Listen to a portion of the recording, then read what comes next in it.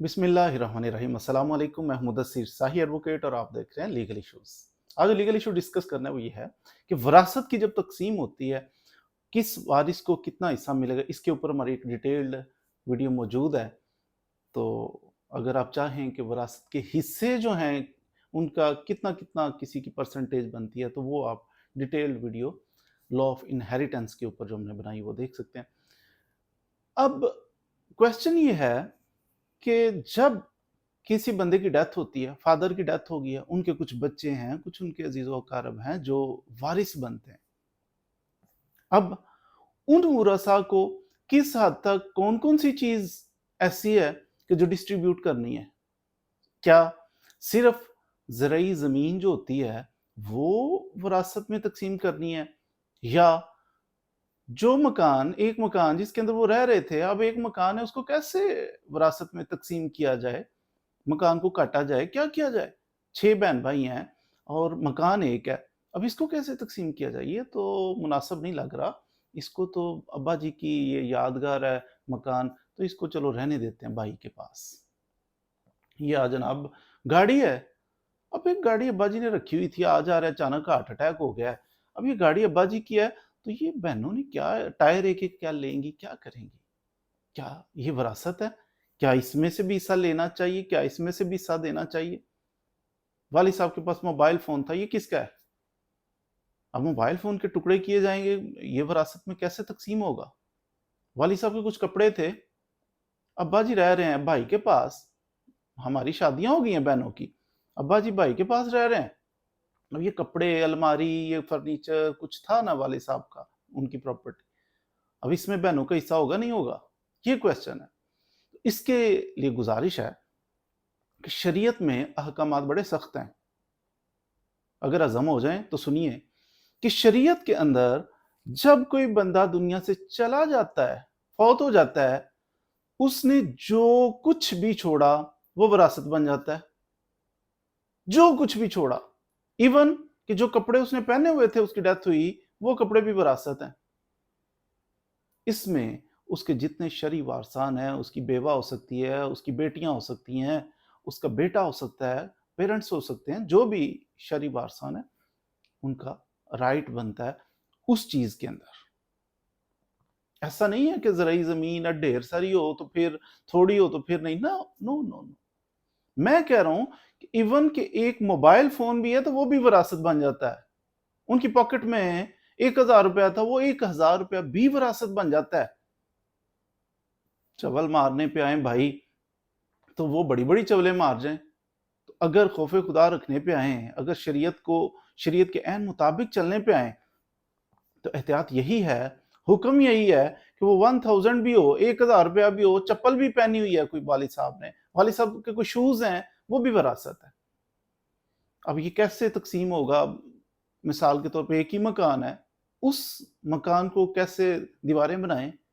6-7 बहन भाई हैं, उसका तरीका कार ये है कि अगर वो डिस्ट्रीब्यूट नहीं हो सकता, उसको सेल कर दिया जाए।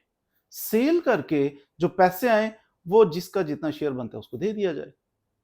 हाँ, यादगार है अब्बा जी की, अगर भाई को ज़्यादा एहसास हो रहा है कि अब्बा जी की यादगार कायम करनी है इस मकान में, तो फिर भाई परचेज़ कर ले। उसका जो भी एक 1 करोड़ रुपए का मकान बनता है, जो भाई का शेयर है वो माफ़ है उसे, बाकी जिसका जो शेयर बनता है, जितने लाख बनता है, उसको दे, मकान भाई रख ले। तो ये गलतफ़हमी है कि सिर्फ़ ज़मीनों में जो है ना वो विरासत लागू होती है, ऐसा नहीं है।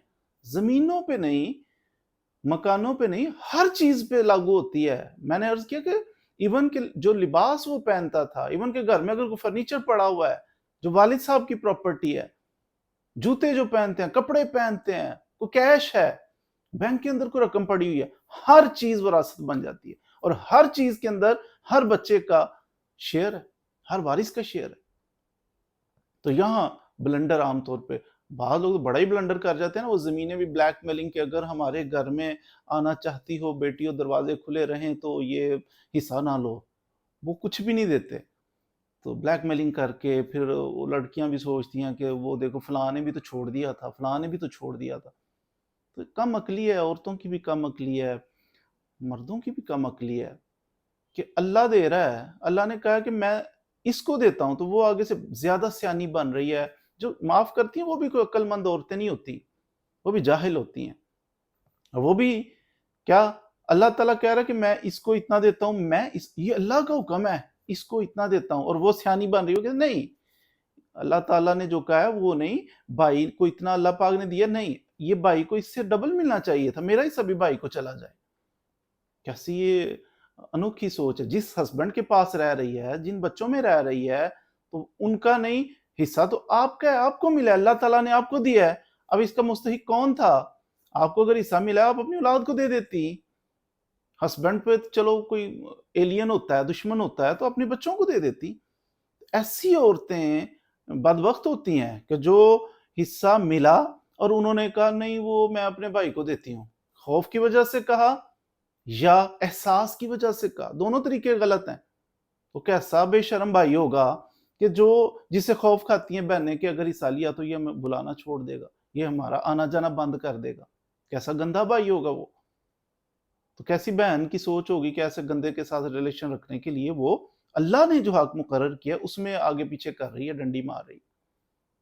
تو بہرحال ایک ایک چیز, ان کے شوز بھی ہیں. اب شوز کیسے تقسیم کیے جائیں, کاٹے جائیں گے درمیان میں, نہیں, ایٹ لیسٹ اس کا یہ کہا جائے کہ یہ شوز ہیں بھائی, اس کا کیا کرنا ہے, سارے کنسلٹ بیٹھ جائیں, تو اس کا بھی حساب لگا دیا جائے. کسی فقیر کو دینا ہے تو مشورہ کر کے فقیر کو دیے جائیں. یہ ہیں تو فقیر کو ہم دینا چاہ رہے ہیں, اور ان کے سالے ثواب کر دیتے ہیں کہ ثواب ان کے نام پہ ہم نے یہ کسی غریب کو دے دیا فلاں چیز. ہر چیز کا حساب کرنا ہے, موبائل فون کا بھی کرنا ہے, کپڑوں کا بھی کرنا ہے, جوتوں کا بھی کرنا ہے, گھر میں پڑے فرنیچر کا بھی کرنا ہے, گاڑی کا بھی کرنا ہے, پلاٹس کا بھی کرنا ہے, مکان کا بھی کرنا ہے, زمینوں کا بھی کرنا ہے. پڑے گی تو موت ہی حساب کرتے ہوئے, اللہ ماشاءاللہ سب لوگوں کو نہیں پڑے گی, اچھے لوگ بھی ہیں اس زمانے کے اندر, اسی لیے تو یہ دنیا قائم ہے. ادروائز موسٹلی موت پڑے گی کہ اتنی باریکی میں جا کے تو حساب کرنا پڑے گا. او یار, اللہ تعالیٰ نے جس نے پیدا کیا ہے, جس نے آج تک تمہیں زندہ رکھا ہے, آئندہ بھی اللہ تعالیٰ اسباب پیدا کرے گا. دل بڑا کرنا چاہیے, بیٹیوں کو بہنوں کو حصہ دینا چاہیے, اور ان کو بھی آگے سے بیوقوفی نہیں کرنی چاہیے کہ نہیں میں معاف کرتی ہوں, میں اللہ واسطے معاف کرتی ہوں, فلاں کے واسطے معاف کرتی ہوں. یہ ڈرامے عورتوں کو بھی نہیں کرنے چاہیے, بلکہ صلح صفائی کے ساتھ دونوں پارٹیز کو بیٹھ کے جس کا جو اللہ نے مقرر کیا ہے, اللہ نے جس کو دیا ہے, وہ اس کو لینا چاہیے اور لے لینا چاہیے. امید ہے جو آپ نے وراثت کے جو حصے ہوتے ہیں اس میں کون کون سی اشیاء شامل ہوتی ہیں, کس کس چیز کی وراثت بنتی ہے, یہ سیکھ لیا ہوگا کہ وراثت ایسا نہیں موٹی موٹی چیزوں کی وراثت ہوتی ہے, چھوٹی چیزوں کی نہیں ہوتی, ہر چیز کی وراثت ہوتی ہے. ایون کہتے ہیں کہ بندہ فوت ہو گیا, کیش ابا جی نے چھوڑا تھا کافی سارا, آپ اس کیش میں سے چاہتے ہو, ابا جی نے 1 کروڑ روپیہ پڑا ہوا ہے ابا جی کی الماری میں, آپ چاہتے ہیں ان کے سالے ثواب کے لیے پروگرام کیا جائے, فقیروں کو کھانا کھلایا جائے, غریبوں کو کھانا کھلایا جائے. آپ کا بڑی اچھی پوزیٹیو سوچ ہے, غریبوں کو کھانا کھلاتے ہیں, نیکی ہوگی. آپ نے کیا کیا, 1 کروڑ میں سے 10 لاکھ روپیہ نکالنا چاہتے ہیں, 5 لاکھ روپیہ نکالنا چاہتے ہیں, اس کا کھانا بنا کے غریبوں میں تقسیم کیا جائے, یا کیش ہی غریبوں کے اندر, فقیروں کے اندر تقسیم کیا جائے. آپ کی یہ پوزیٹیو سوچ ہے. والد صاحب کے نیت کر رہے ہیں, آپ کوئی کنواں کھدوانا چاہ رہے ہیں, آج کل کنواں تو نہیں, واٹر فلٹریشن پلانٹ آپ لگانا چاہ رہے ہیں والد صاحب کے سالے ثواب کے لیے, جنہوں نے اتنے سارے پیسے چھوڑے. اچھا, 10-20 لاکھ اس میں سے آپ نکالنا چاہتے ہیں. یاد رکھیے, اب جب والد صاحب کی سانسیں ختم ہوئیں تو یہ 1 کروڑ روپیہ جو تھا یہ کیا بن گیا, وراثت. اب اس میں جتنے وارثان ہیں نا, ان سب کا حق بن گیا. کوئی بندہ بڑے ایکٹیو شاطر قسم یہ نہ کر دیں وہ نہ کر دیں, تم کون ہوتے ہو فیصلہ کرنے والے؟ ایک بندہ نہیں فیصلہ کر سکتا. اب ہر وارث کا شیئر ہے اس کے اندر, آپ تو مالک ہی نہیں ہو سارے کے, آپ سارے کا کیسے فیصلہ کرو گے؟ آپ چاہتے ہو اس میں سے کچھ پورشن اس طرح واٹر فلٹریشن پلانٹ لگانا ہے, فقراء کو دینا ہے. آپ نے پھر کیا کرنا ہے, غور کرنا ہے کہ سارے ورثاء کو اکٹھا کرنا ہے. سارے وارث اکٹھے ہو گئے, ان کے مشورے کے ساتھ, ان کی اجازت کے ساتھ, حکم نہیں دینا ان کو, ان سے اجازت لینی ہے, ان سے مشورہ کرنا ہے. اگر وہ سارے ہاں کریں پھر اس میں سے دے سکتے ہیں. اور اس میں یہ بھی اگر کوئی نابالغ ہو, 2 بچے ہیں وہ نابالغ ہیں, 16 سال کا ہے, ایک 12 سال کا ہے, چھوٹے ہیں ابھی, अब 16 साल का 12 साल का बच्चा, ये बेचारे, इनसे इजाजत लेना चाह रहे हो आप, तो इनसे इजाजत ले भी लो, फिर भी इजाजत शर्न गलत है, दुरुस्त नहीं है। ये इजाजत दे भी दें छोटे बच्चे, तो फिर भी आप इनके शेयर को नहीं छेड़ सकते, इनके शेयर को इनकी इजाजत लेके इस्तेमाल कर दो, नो। इनके शेयर को जब तक ये बालिग नहीं हो सकते, उसमें से एक पैनी भी आप हिला नहीं सकते, इनका शेयर इनका ही रहेगा। बाकी जो बालिग हैं वो मशवरा करके अपने हिस्से में से, जिनका जो जो हिस्सा बनता है ना, शेयर पहले होगा, उस शेयर में से आपका जो शेयर बना है उसमें से आपको मैं 50,000 देता हूँ, दूसरा इजाजत देते हैं मैं 50, नाबालिगान का हिस्सा पूरा ही रहेगा, वो इजाजत दें ना दें उनके शेयर को छेड़ा ही नहीं जा सकता। तो बालिगान अपने अपने शेयर में से कुछ कुछ दें, और वो वाटर फिल्ट्रेशन प्लांट लगाएं या जो भी, अदरवाइज ये इतनी सख्ती है इसमें कि आप नाबालिगान किसी को छेड़ ही नहीं सकते, इजाजत दे के भी नहीं छेड़ सकते। तो इसलिए बारीकी में पढ़ना चाहिए, शरई मामलात हैं तो इसमें आसान तरीके से हक अदा करना चाहिए जिसका भी हो। मज़ीद वीडियोस के लिए हमारे साथ रहिए। Thank you very much.